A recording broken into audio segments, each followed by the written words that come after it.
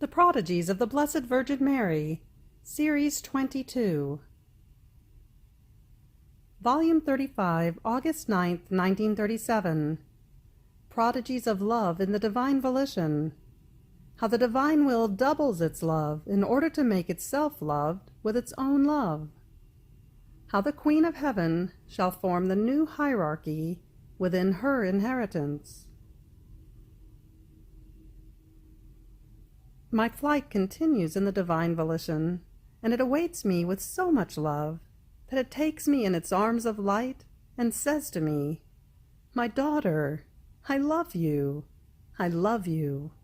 And you tell me that you love me, so I may rest my great I love you upon your little I love you, and launching it into the immensity of my Fiat, I may make everyone and everything love you, while you, Luisa, love me for everyone and everything. I am the immensity, and it pleases me to give to creatures and to receive from them my love.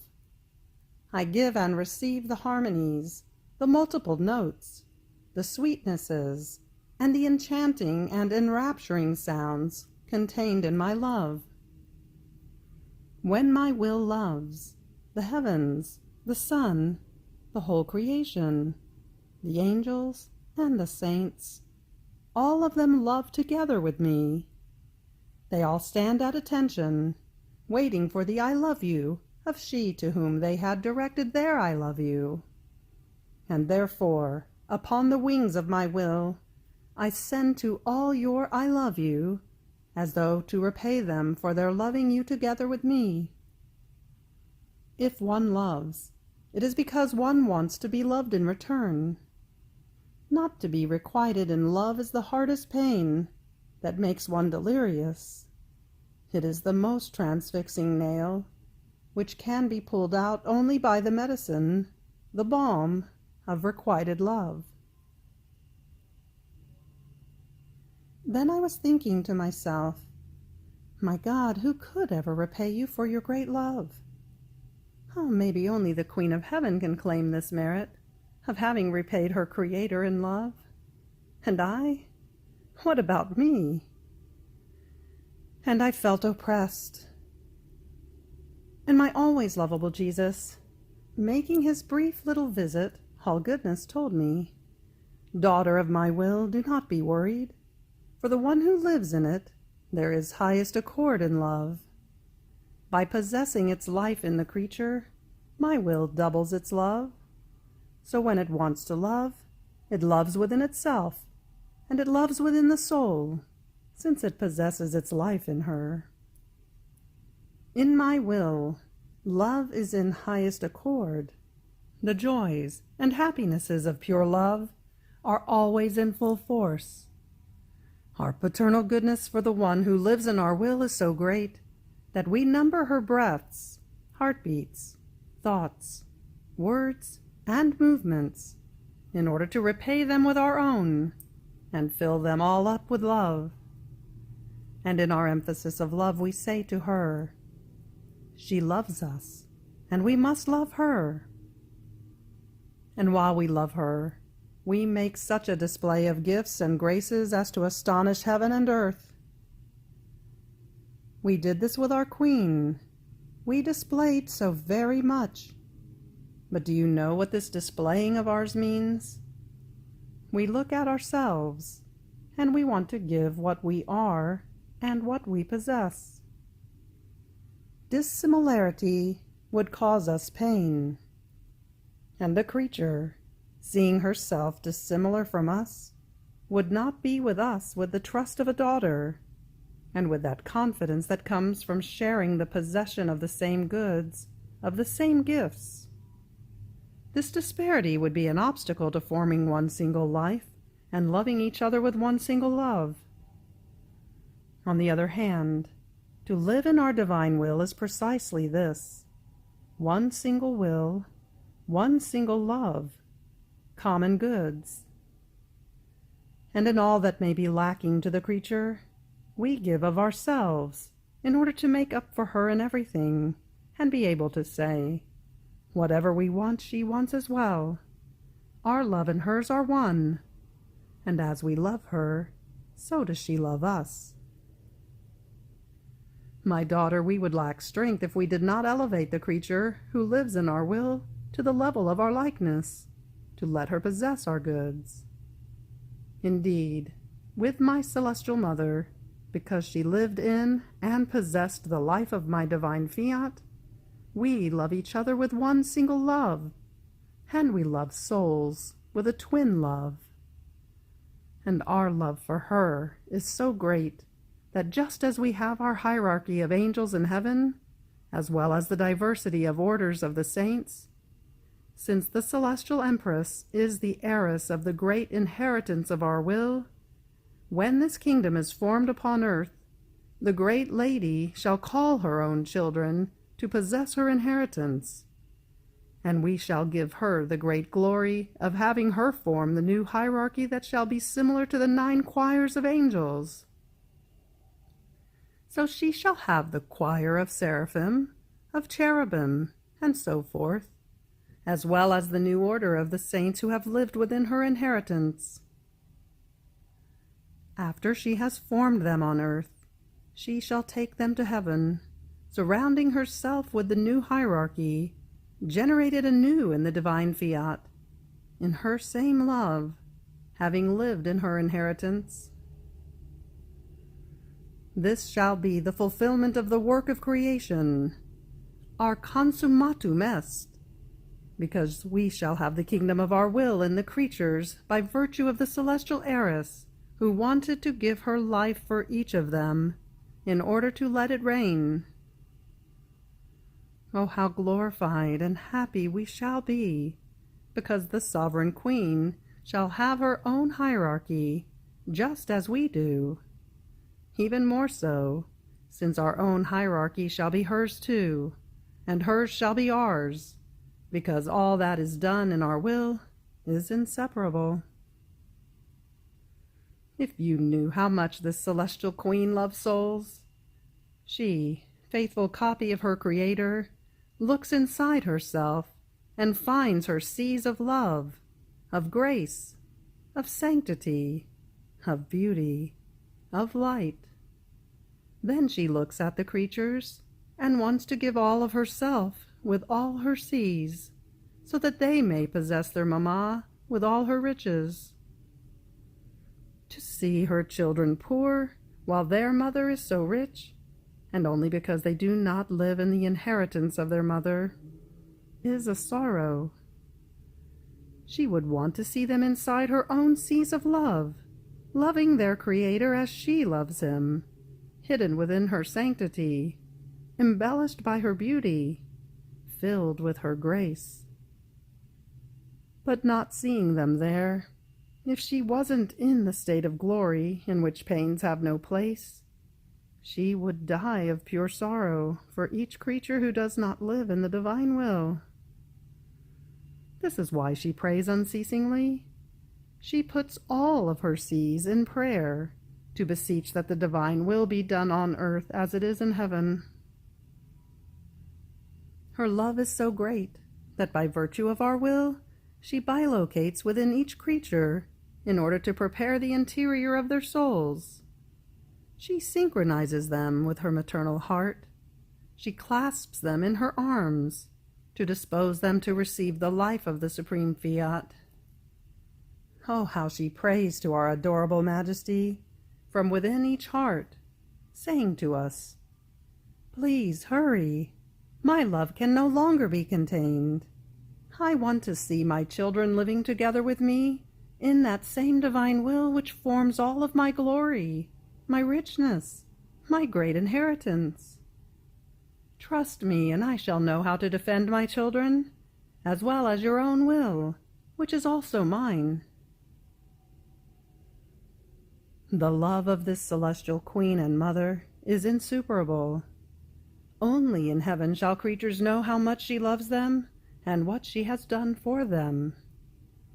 Her most exuberant, magnanimous, and greatest act is wanting for them to possess the kingdom of my will as she possessed it. Oh, what would this celestial lady not do to obtain her intent? you, too, unite with her and pray for a purpose so holy. Volume 35, October 25th, 1937. The Sovereign Queen is the heiress of the divine will, and therefore the heiress of the divine life. How she made herself a precious pledge in the creative hands of God. The great good contained in one act in my Fiat. I was making my round in the acts of the divine will, and arriving at the conception of the Most Holy Virgin, I stopped to offer to the divinity the power and the love that the divine persons had in conceiving this celestial lady, in order to obtain the coming of the kingdom upon earth. My sweet Jesus, surprising me, said, "My daughter, as this Holy Virgin was conceived, our feast with mankind started again. In fact, since the first instant of her conception, she inherited our divine will, which soon began its divine crafting within her beautiful soul. In each of her heartbeats, thoughts, and breaths, our will formed, with its creative power, enchanting prodigies of sanctity, beauty, and grace, to the extent that we ourselves, actors and spectators together with our divine will, remained enraptured. In our emphasis of love we said, 'How beautiful the creature is, when together with our will. She gives us ease to form our most beautiful works, and she gives life to our life within herself.' Our love rejoiced and celebrated, because our divine heiress, the heiress of our will and of our very life, had come into the light of time. And since by virtue of our will operating in her, she was all ours, exclusively ours, looking at her we felt our breathing, our heartbeat, our ever-burning, ever-loving love, and our motion in hers. Our beauty shone through the movements of her pupils, of her little hands, and in the sweet enchantment of her enrapturing voice. She kept us so busy and so in feasting that not even for one instant could we remove our gaze from her. So she belonged to us, completely our own, and our will was already hers, by right.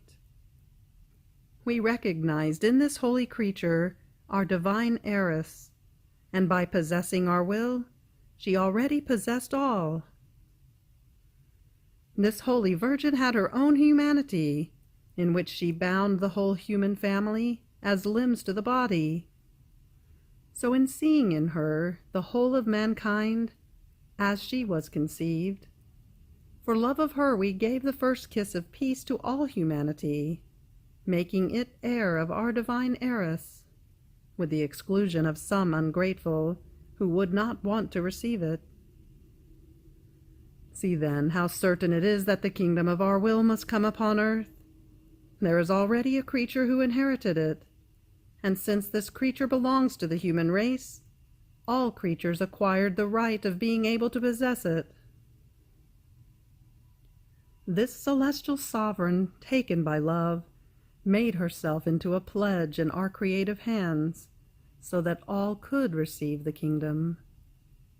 This pledge, possessing the life of my will, contained an infinite value. Therefore she could commit herself for all. What a sweet, dear pledge this holy creature was in our hands! By making her life and her acts flow into our divine volition, she formed divine coins to be able to pay us for those who were to inherit our divine fiat. And then my humanity came, united to the eternal Word. With my life, sufferings, and death, I paid a sufficient price to buy back our divine will and give it to the creatures as their inheritance. One act, one breath, one movement in my will contains such value as to be able to buy heaven and earth, anything that one may desire. Therefore may my will, and my will only, be your life and your all. Then I continued to sink inside the divine volition. What an enrapturing strength it possesses!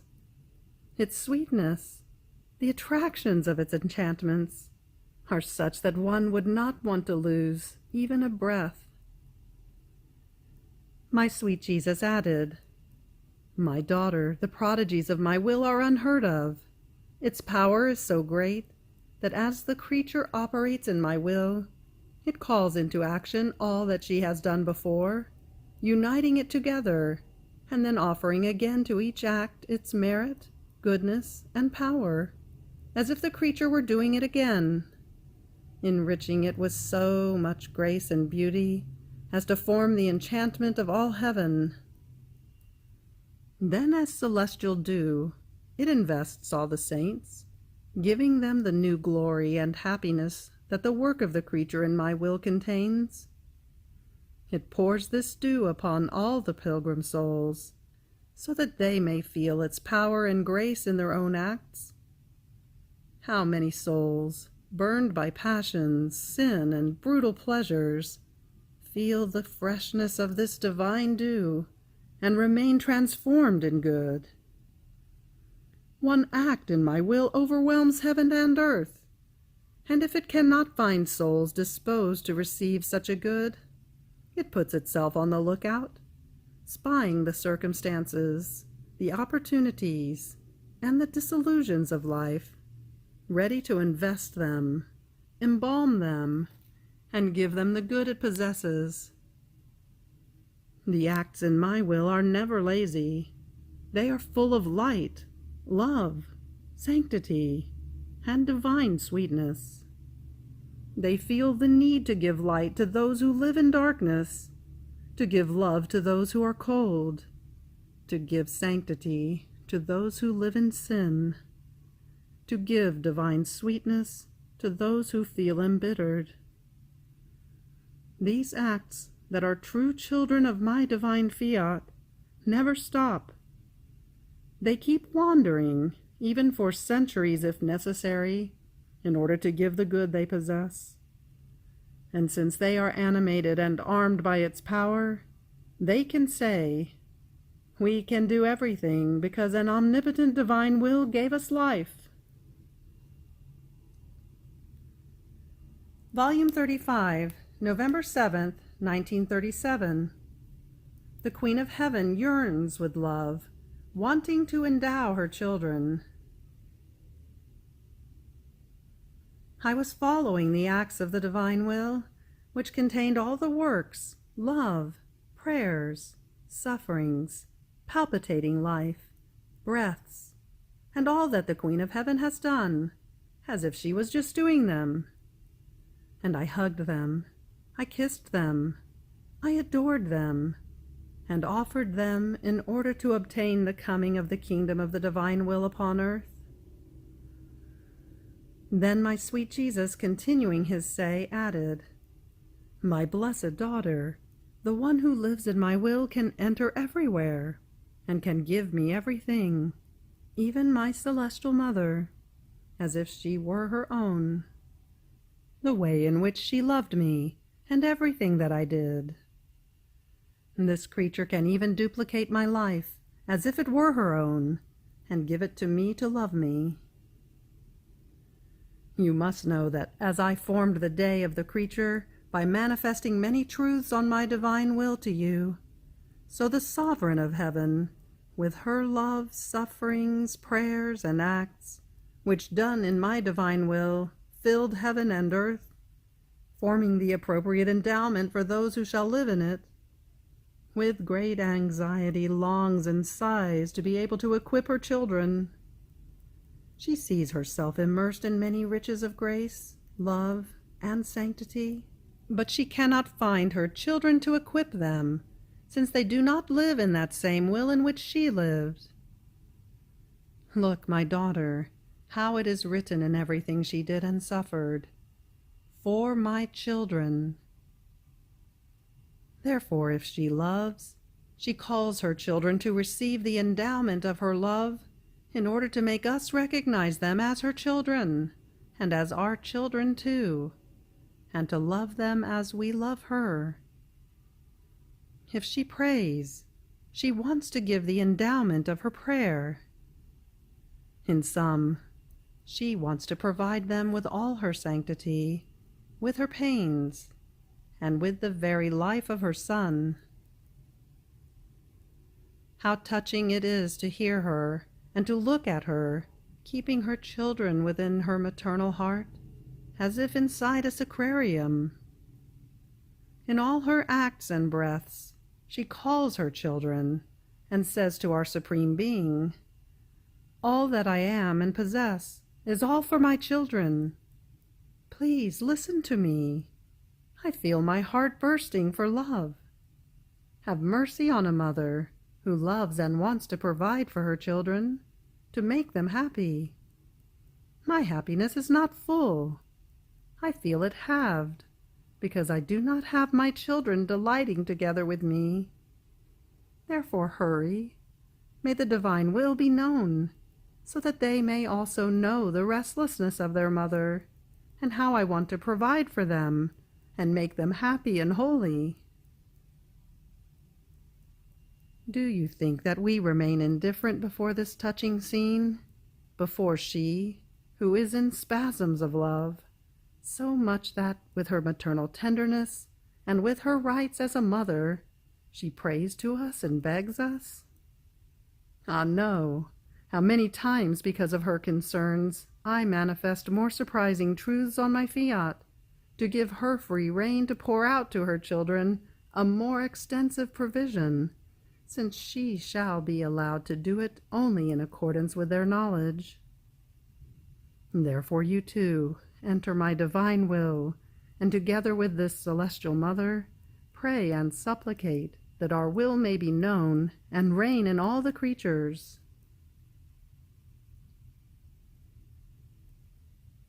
Volume 35, December 8th, 1937. The Conception of the Queen of Heaven. Her race of love. Wherever her Creator was, she was there to love him. How she remained conceived in each created thing, and was constituted as Queen of Heaven, of the Son, and of all.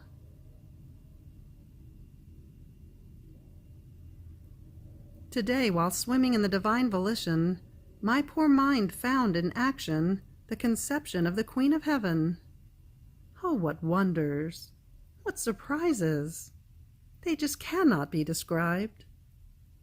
And I was thinking to myself, what else can be said about the Immaculate Conception after so much has been said already? My adorable Jesus surprising me, all festive, as if he wanted to celebrate the conception of the Celestial Queen, said, "My blessed daughter, oh, how many more things I have to say about the conception of this celestial creature. It was a life that we were creating, not a work. There is a great difference between a work and a life. Further, it was a life both divine and human, in which there had to be perfect harmony of sanctity, love, and power, such that one life had to be able to match with the other. The wonders we made in creating this life were such that we had to perform the greatest prodigy, a chain of miracles, so that this life could contain all the good that we deposited within her. This holy creature, conceived without original sin, felt the life of her Creator, his operating will, which did nothing less than make new seas of love arise. Oh, how much she loved us! She could feel us inside and outside of herself. Oh, how she ran, in order to be everywhere and in every place, wherever the life of her Creator was. It would have been the hardest and most cruel martyrdom for her not to have been able to be everywhere together with us, to love us. Our will gave her wings, and our life, while still being within her, made itself found everywhere, to be loved and to enjoy the one it loved so much, and who loved it in return. Now listen to another surprise. As soon as she was conceived, she started her race, and we loved her with infinite love. Not loving her would have been the greatest martyrdom for us too. So as she ran outside to search for our life, which she already possessed within herself, since a good is never complete if it is not possessed both inside and outside, she remained conceived in heaven, and in the celestial spheres, whose stars formed her crown, praising and acclaiming her as their queen. And she acquired the rights as queen over all the celestial spheres. Our immensity awaited her in the sun, and she ran, and was conceived in the sun, which, becoming diadem for her adorable head, invested her with light, and praised her as queen of light. Our immensity and power awaited her also in the wind, in the air, in the sea, and she ran and ran, without ever stopping.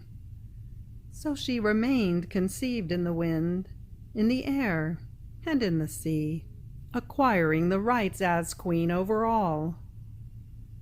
The sovereign lady makes her power, her love, and her maternity flow in the heaven, in the sun, in the wind, in the sea, and even in the air which everybody breathes. She was conceived everywhere, in every place, and in every one. Wherever our power was, she would raise her throne to love us and to love everyone.